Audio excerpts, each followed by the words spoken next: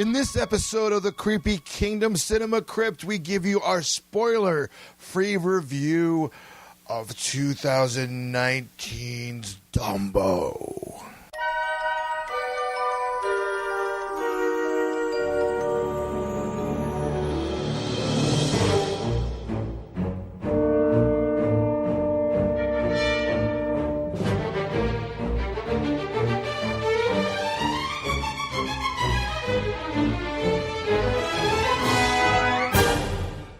Greetings and hello and welcome to the Creepy Kingdom Cinema Crypt podcast, Creepy Kingdom's podcast, all about the spookiness and creepiness of cinema. I am your host, Mr. James H. Carter II.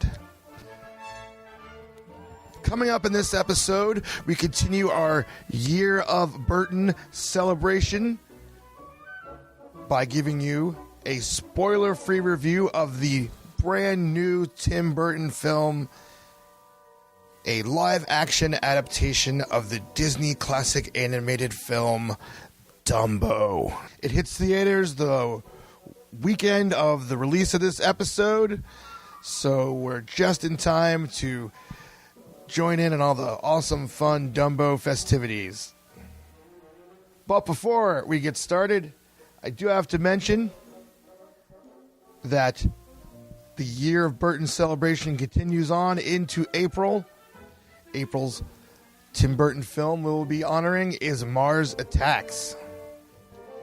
And starting in April, we will be doing monthly screenings in South Pasadena, California. The Creepy Kingdom crew will be getting together, and you can come on down and watch these Tim Burton classic films with us.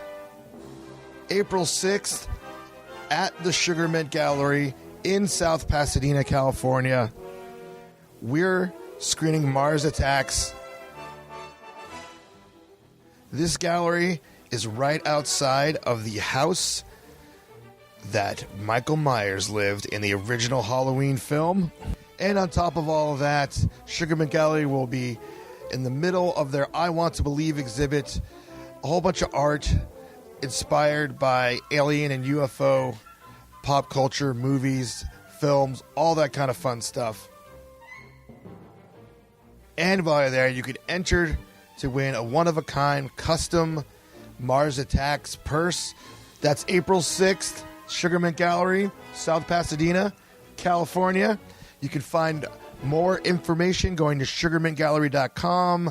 And if you go to Creepy Kingdom's Facebook page, you can find the event page for all the info right there. All right, without any further ado, let's open the crypt.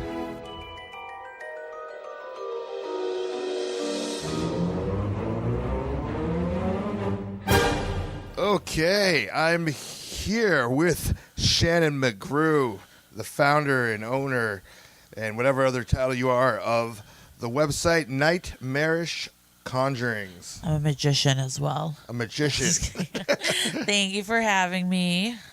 So this is your first time on the Creepy Kingdom Cinema Crypt podcast. Ooh. You usually are on the Stay Haunted podcast. I talk am. about haunts. But you're a special guest, so thanks for coming on the show. No problem. And we are here, or you're here particularly because you and I went to go see the 2019 version of Dumbo. Live action adaptation. Live action adaptation directed by Tim Burton. And this will conclude March's Tim Burton movie of the month. Woo! Because we're having a year of Burton. Oh, I would have never known that. Why wouldn't you have known that? It's not like I live with you. I'm not telling you, I'm telling the listeners. Oh, sorry, listeners. Yeah, other people are listening to this. I'm not just talking to you right now. This is a podcast. Podcast. Yeah. Anywho, so our usual round, peanut gallery is not on this show because you and I attended the press screening and the rest of the gang haven't seen the film yet. Correct. It is on the eve of its release as we're recording this. Yep. Some of you may even be seeing it tonight. Yeah, we have our own petite ghostess at the opening fan event Yes. at the El Capitan Theater, the Disney-owned theater in Hollywood, and that's where we saw it on Monday. We did. We did. Yes, we did. So yeah, we're going to talk about it here. It's interesting because usually, for something like this, it's like, is this a spoiler-free review? Are there really spoilers in a remake of a Disney live-action film? I did hear that they're different, though. They're different. They're definitely different, but I mean, what's a spoiler, right? It has the same themes. So, but I think if you're tuning into this, you probably want to know. Either you've seen it already, and you just want to hear what we think. But if you haven't seen it, you probably want to know, is this film for me? And I think that's kind of the angle of what we're going to talk about here. Just tell you about some things that are happening there. So light spoilery, Yeah. You're not going into it cold, I guess. No. But Creepy Kingdom has done an episode on Dumbo, and I imagine most people have seen Dumbo. I kind of grew up loving Dumbo, and who doesn't? It's one of those stories that, even before you see it, you know what's going to happen. An elephant flies, so you're waiting to see how it happens. Yeah, I'm kind of on the other end of the spectrum. I'm not a huge Dumbo fan. Which is interesting. I didn't say I was a huge Dumbo fan. I was just saying that. No, yeah. I mean, everybody loves the Flying Dumbo. I was kind of blasé about it. It's been a really long time since I've seen the original. Eventually I'd like to revisit it. Well, I haven't rewatched it recently, but I have watched it probably when we did that Creepy Kingdom episode of it early in the show's history back in 2014. Yeah. So it's not like I didn't watch it yesterday, but I've watched it more recently in my childhood than probably you have. Oh, yeah. And, it's not a very long movie. I feel like it's just maybe a little over 60 minutes. Oh, okay. It was made during this infamous animators strike that happened at the Disney company. So the people that were working on it were there was limited workforce. I get to say, amongst other things, and the history of and actually the making of Dumbo can be seen in another Disney film called wow, just blanked on the name. Not Sleeping with No, why am I blanking on the name of this movie? The Dragon movie. What? Oh shoot. Well, we did a review of that, and The Reluctant Dragon. There we go. The Reluctant Dragon is essentially showing the Walt Disney Studios while they were making Dumbo. So, that's a whole other ball of wax there. But anyways, but it was when watching Dumbo again as an adult, you're like, oh. The same thing, Super problematic. Well, before you get, you've noticed the problematic aspects of it for sure, and not going to take a deep dive on that on this episode, except to say that that's something you're kind of wondering, and just to skim over it. There's things in the film that some would perceive as racist. I'm not going to have a debate whether someone thinks it is or isn't, but there's just some problematic scenes. We can just say that. And there's also, drinking, getting drunk, and having hallucinations. The pink elephants on parade fever dream that Dumbo has. Yep. There's Timothy Mouse. He's not problematic, but I was just saying he's a classic talking animal. Needless to say, there's just some issues. Not with Timothy Mouse, but there's not with him. No, but I'm just saying, there's issues in the film, but it was interesting to see how they carry out. And essentially, Dumbo is Rudolph the Red-Nosed Reindeer tale, where it's like he's different and weird from everybody else, so he gets mocked. But then as soon as like he could do something for somebody else, everyone's like super stoked and excited about him. You know, and I mean that theme carries on for sure into the. I was just gonna say that for sure. But you know, when they first announced this film, and I believe we even did a podcast about the announcement of the film, that Tim Burton was going to be doing the live action film. You know, it was kind of like, it's not the first pick that I would think of that for him to do. I mean, obviously you already did Alice in Wonderland, but I wouldn't think, you know, if I was going to go Tim Burton's going to do an animated Disney classic live action purely based on artistic merit, not popularity, I would go like Black Cauldron. Yeah, I mean, it was an interesting choice like to do Dumbo, which is, it's not like a sensitive movie, but it's like, it's sad, you know. It's sad, and it's just like, you know, it's not a beat. Well, no, that's not necessarily true. There's just sad parts of it. We're talking about the original. There's sad parts of it, but most of it is pretty upbeat, you know. But the overall theme throughout the film, it's all kind of a bummer. Yeah, I mean, the themes of bullying and being accepted, yeah. But there's definitely upbeat scenes in it for sure. Oh, yeah. But, you know, it just wasn't, I was like, oh, we'll see how this goes. And I didn't want, like, a spookified version of Dumbo, you know. I would be okay with that. I don't know, it's just kind of weird. I didn't want it, you know. I don't know if I'd be okay with it or not, but I was just like, I don't know. I mean, I don't know if I really wanted a live-action Dumbo to begin with, but right. But we're like, all right, let's see what's going on. Clearly, I'm a Tim Burton fan, and a lot of people have been not happy with some of his more recent work, and I've thought it's been great. I think, particularly the name of the movie I can never pronounce, Miss Peregrine's Home. Oh, Miss Peregrine's Home for Peculiar Children. Peculiar Children, yeah. I thought it was an awesome movie. I still love it, and I still advocate for it. I mean, it kind of got thrown to the wayside. Well, we all have our guilty pleasures. It's not even a guilty pleasure. I think it's a good movie, is what I'm saying. It's not a guilty pleasure. We all have our opinions. I really enjoyed it. I thought it was a good movie. Anyways. Well, it seems like Ava Green's his new muse anyways. Yeah, we'll lean towards that. That's for sure. Rest in peace, Helena Bonham Carter, from the relationship that you were in. Yeah, she's still alive. No, I know, but rest in peace from that relationship, because you're not the muse anymore. It's Ava Green. Yeah, before that, it was Lisa Marie. That's true. Who we'll see popping in and out the rest of the year, Burton for sure, in some major roles. But but as we get to the film itself here, the 2019 film, one thing I will say that it takes place in 1920 or 1919, so it's early 20th century.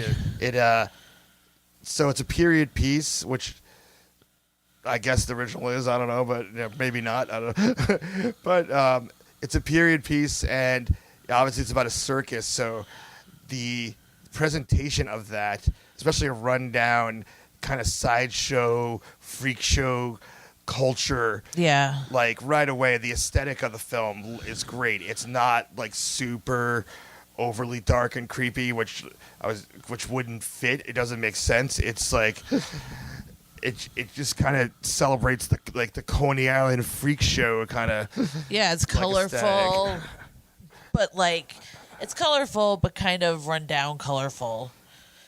But the production design for the movie was fantastic. Yeah, and for the original circus, and then what, spoiler, this is not really a spoiler, but where the film goes is where the original does not. Goes to Dreamland. That the original circus that Dumbo's a part of gets bought out by a bigger kind of theme park amusement thing.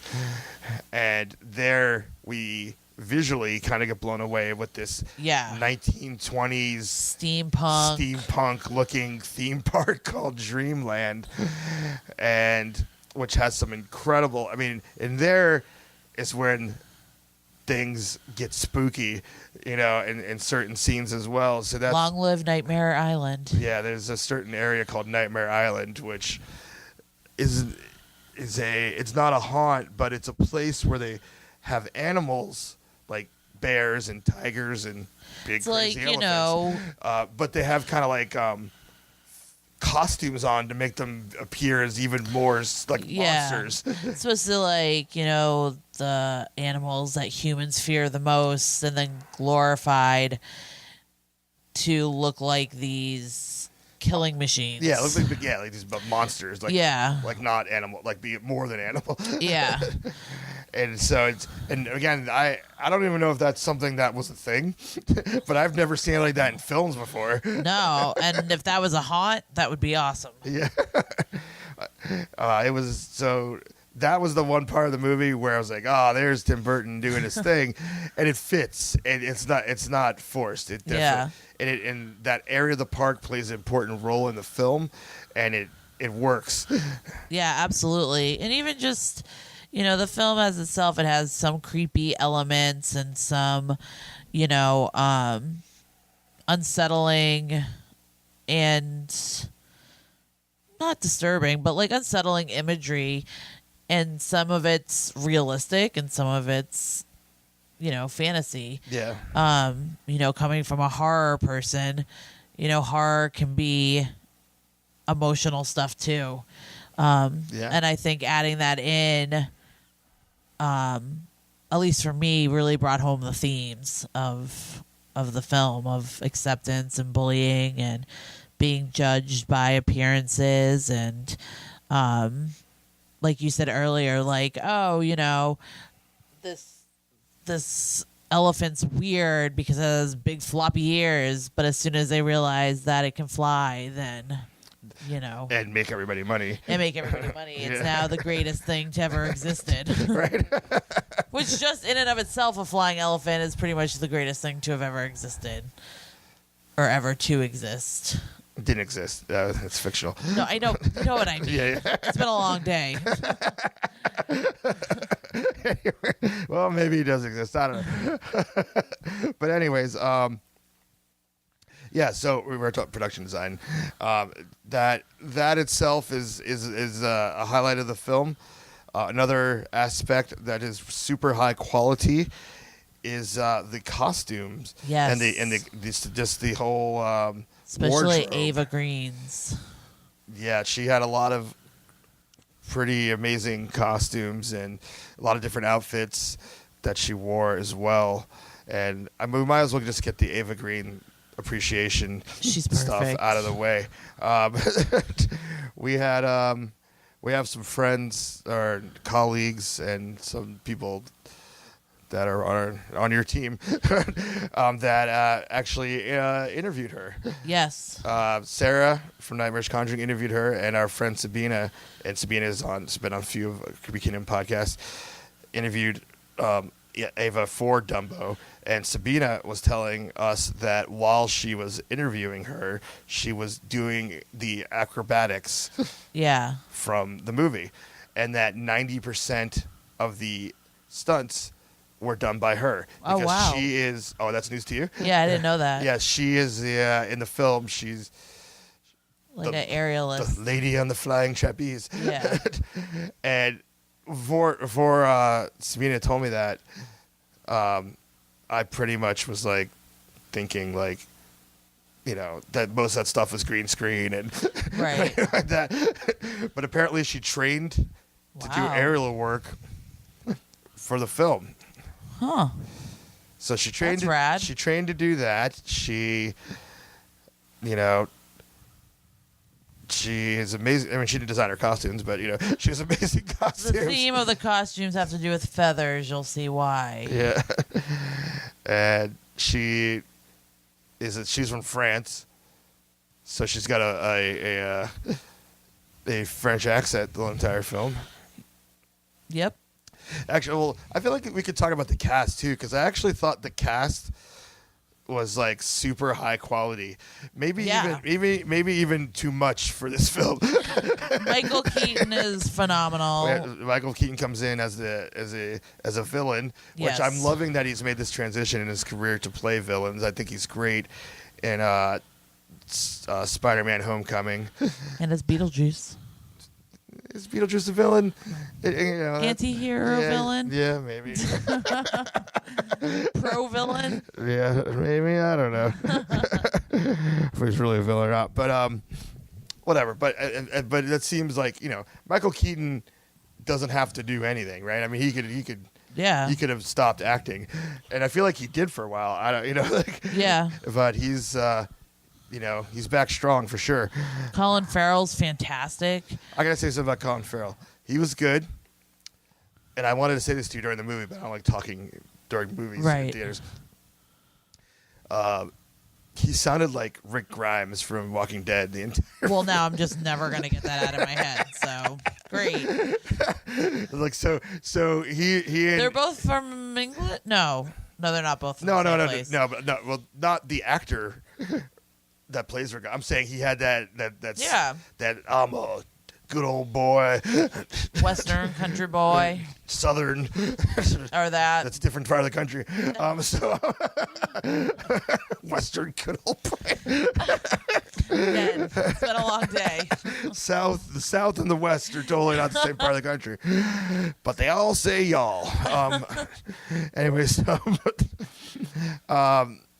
no, but he was good. Danny DeVito was actually excellent. Yeah. It's funny because I'm kind of pre-positioned to think Danny DeVito has, just at this point in his career, it's just his character on It's Always Sunny, because he doesn't do too much outside of that. But he kind of showed, that he's not that character. Yeah. Because obviously he's got a rich history of film, leading up to this. But it was just kind of like, you don't really see him and stuff. Right. And he's worked with Tim Burton in the past, and this is another case of Tim Burton obviously pulling Michael Keaton out, but also Batman versus Penguin. It was like, he played Penguin, and he was also a circus guy in Big Fish. Oh yeah. So I feel like he asked Danny, Danny DeVito's not really in doing stuff besides It's Always Sunny. Yeah. So that he asked him to kind of come in and play this role. Yeah. No. Which he was great. He his character definitely has an arc, and goes on at first I thought it was kind of going to be a one-dimensional character, but it actually had a little bit of depth to it. Yeah. No, I thought everybody was fantastic. I thought the kids were whatever. I mean, I like the kids. I don't know. I mean, they're okay, but the kids were unknowns as opposed to the well-known cast. Yeah. But everyone has to get their start somehow. Well, of course that, but they could have had kids that were maybe that were well-known, or been other stuff, or I'm sure they're great people and had a great career. But I'm just saying, it's hard to stand up to that, kind of an all-star cast like that. Yeah.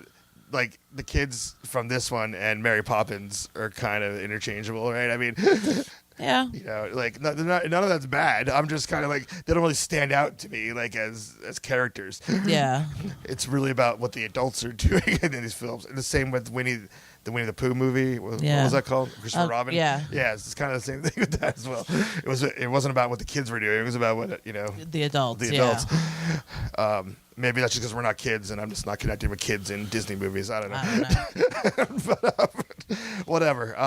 So I think you're in for some really quality acting. Now, as far as if you're the straight up Dumbo fans thinking what am I going to see here?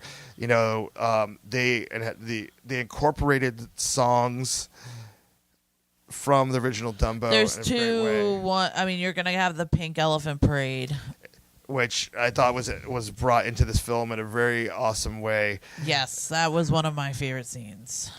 And there's a nice version of the Baby of Mine. Yep, I think they said that there was just the two songs. I think the other ones are originals. Is there other songs in this new movie? I don't even remember. I don't know, but I think Arcade Fire did a Dumbo song. That probably was a credit song. Yeah, maybe. But when I think Dumbo, I think Arcade Fire. yeah, and I think people will fall in love with Dumbo. Oh yeah, Dumbo as a character himself is obviously very adorable, very cute, very expressive in a way that a real elephant would not be. But, right. But you're gonna feel for him, and you're gonna think he's I'd adorable. say all the other animals kind of feel realistic. Besides that, even Dumbo's mom. Yeah. But Dumbo still has that, like, and I don't have a problem with that choice. You know, it was a choice that could be made. They could have made Dumbo not make cute facial expressions, right? You know, and just look like a bored, comatose elephant, the way elephants look. But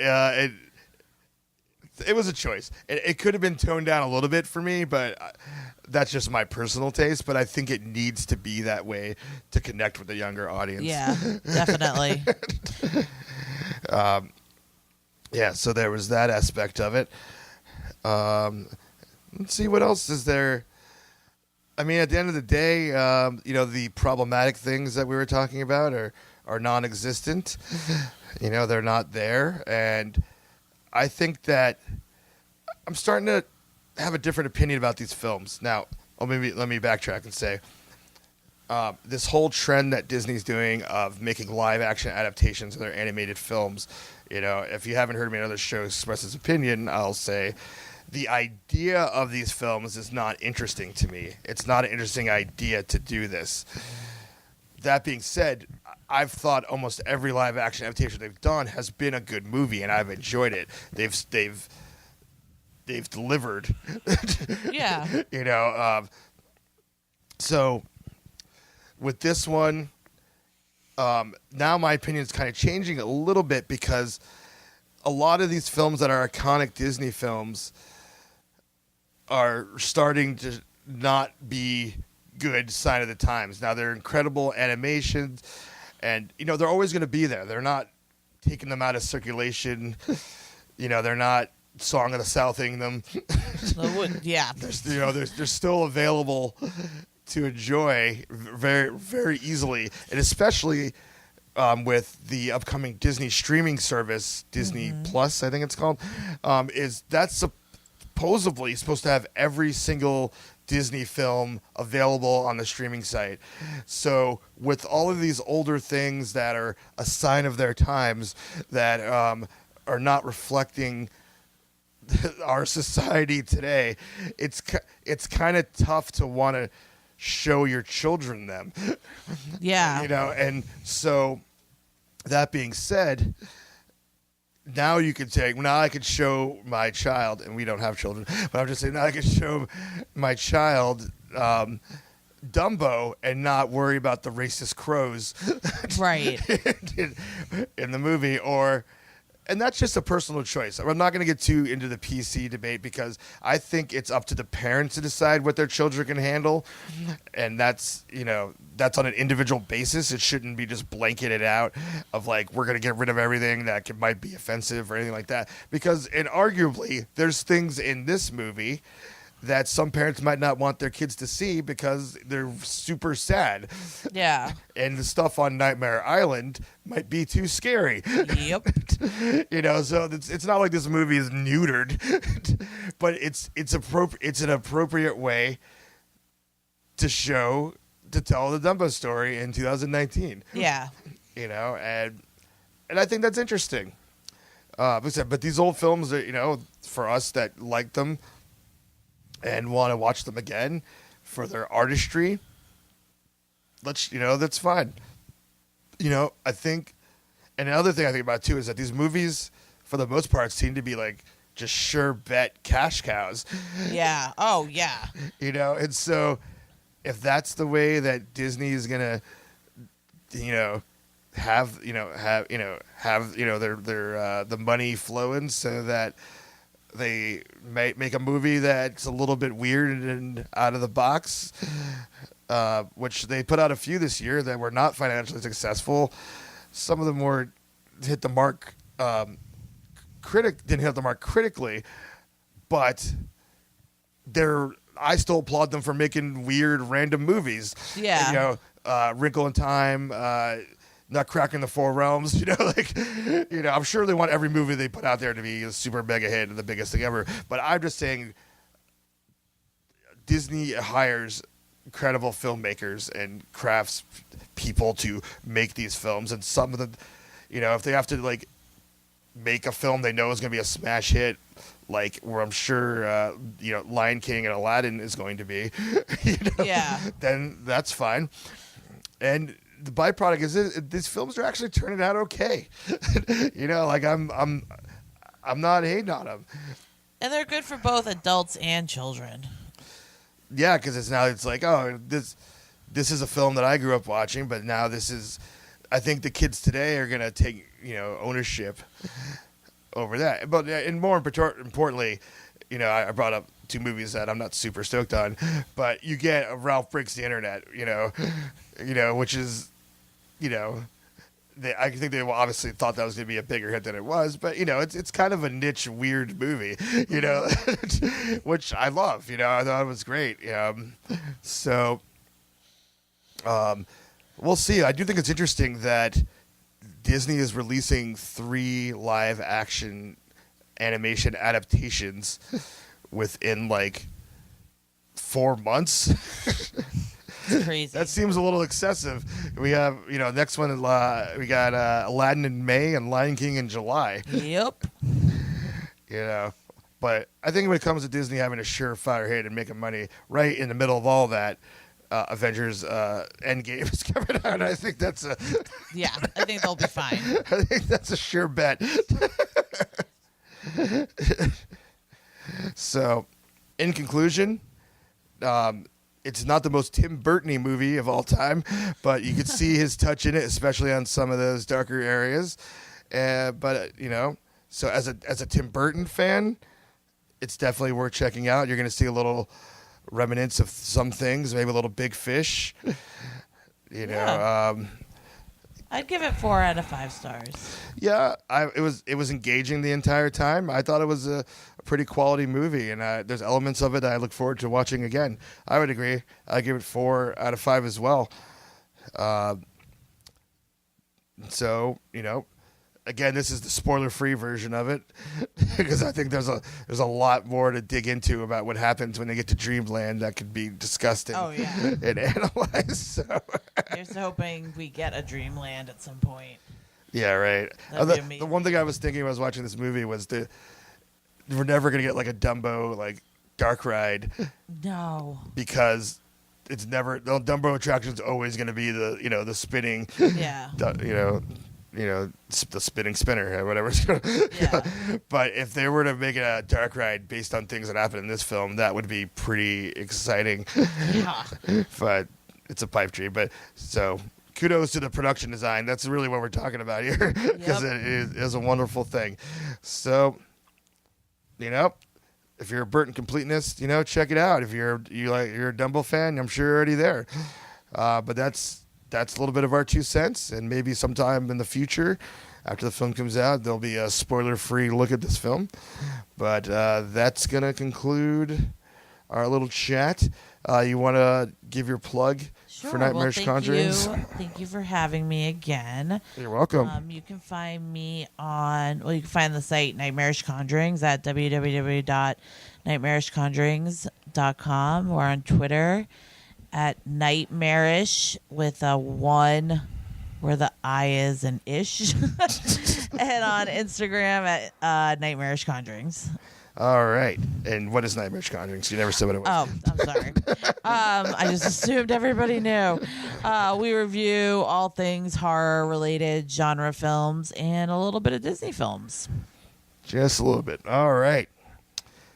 Well, I've seen just about everything. All right. And I saw an elephant fly. Dreams come true.